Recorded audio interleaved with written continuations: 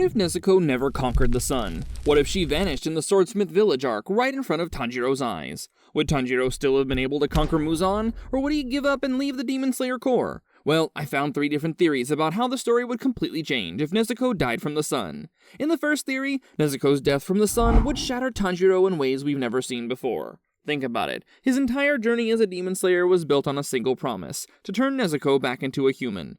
Every battle he fought, every wound he endured, every demon he faced was all for her. That hope kept him going through his darkest moments. But what happens when that hope literally burns away in the sunlight? The moment Nezuko disintegrates, something inside Tanjiro would break permanently. We saw glimpses of his rage when fighting Upper Moon demons, but this would be different. This wouldn't be controlled anger fueling his determination. This would be pure, devastating grief, transforming into an uncontrollable fury. The kind-hearted boy who always tried to understand demons and show them compassion would vanish completely. Tanjiro would throw himself into every battle with absolutely no regard for his own life. He wouldn't dodge attacks anymore, wouldn't retreat when injured, wouldn't stop to catch his breath. His only goal would become finding Muzan and making him pay, even if it cost him everything. But here's where it gets really dark. Lady Tamayo would lose her test subject and her hope of creating a cure for demonism. Without Nezuko's unique blood and her progressive mutations, Tamayo's research hits a dead end. She'd been studying how Nezuko could survive without eating humans, how her blood was changing, how she was slowly regaining her humanity. All of that crucial data dies with Nezuko in the sunlight. This means no antidote for Muzan during the final battle. The 4-stage drug that ultimately helped defeat the Demon King would never exist. Muzan would face the Hashira at full strength, and the final battle would be an absolute massacre. Even with all the Hashira fighting together, they'd be facing an unweakened Demon King who could regenerate instantly, and whose attacks would be even more devastating than in the original story. Now that's just the first possibility. The second one is a bit insane. In this scenario, Nezuko's death actually triggers something catastrophic for the entire demon race. When Nezuko burns in the sunlight at the Swordsmith Village, Muzan would sense it immediately. He'd feel the death of the one demon who showed promise of conquering the sun, and his 1,000-year quest would come crashing down around him. But here's the one thing about Muzan: he doesn't accept defeat. Ever. His obsession with becoming the perfect being would drive him to a completely new strategy. Without the possibility of absorbing Nezuko's sun-resistant abilities, Muzan would realize he needs to accelerate his search for the blue spider lily flower by any means necessary. And I mean any means. He'd abandon all subtlety and restraint. Every single demon under his control would receive one single command: find the blue spider lily or die trying.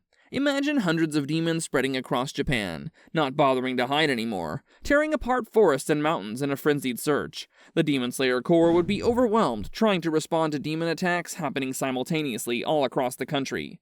Villages would be destroyed not out of hunger, but purely because demons need to search every inch of land for this flower. But Muzan would go even further. He'd start experimenting on his own demons, trying to artificially create sun resistance through sheer trial and error. He'd expose lower-ranked demons to small amounts of sunlight, documenting their deaths, analyzing their remains, looking for any mutation or adaptation. It would be horrifically cruel, even by demon standards, but Muzan doesn't care about the lives of his subordinates.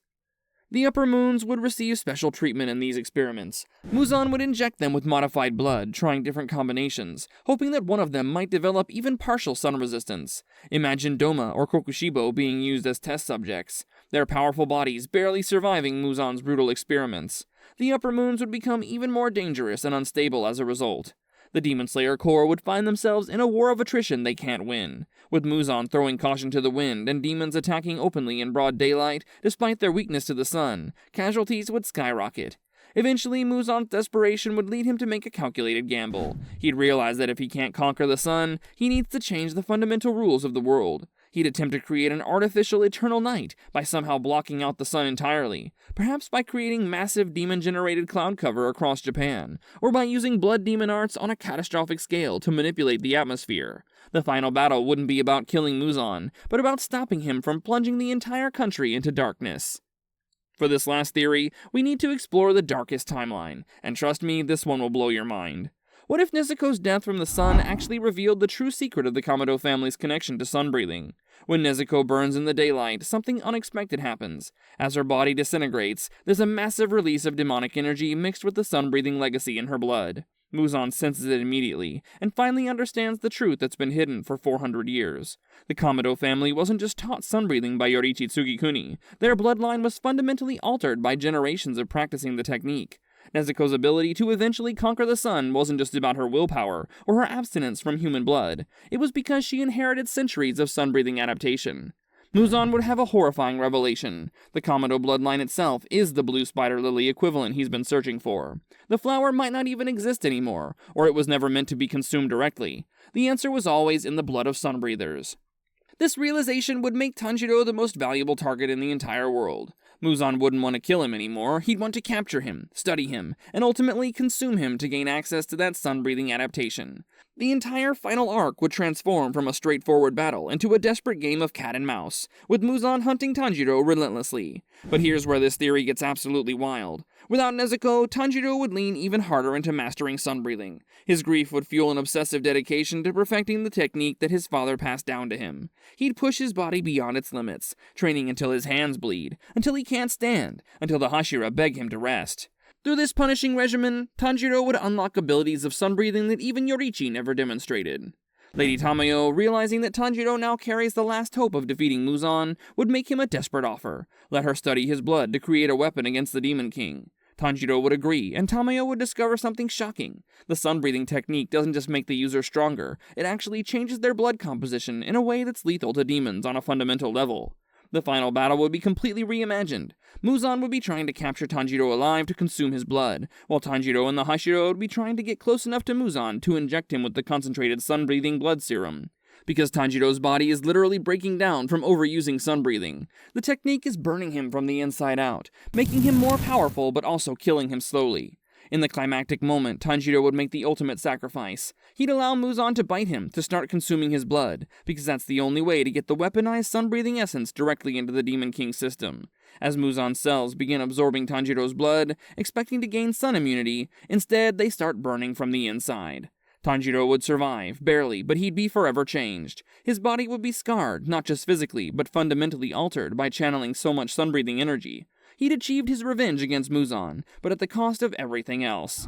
Without Nezuko to return to a normal life with, without his family to rebuild with, Tanjiro would become a wandering legend, the last true sun-breather, the man who killed the Demon King, forever alone with his memories. The Demon Slayer Corps would be disbanded as in the original story, but Tanjiro wouldn't find peace. He'd spend the rest of his life hunting down the few remaining demons that might have survived Muzan's death, through being far away enough, or through sheer luck. It would be a hollow victory, a war won but with the deepest possible personal loss.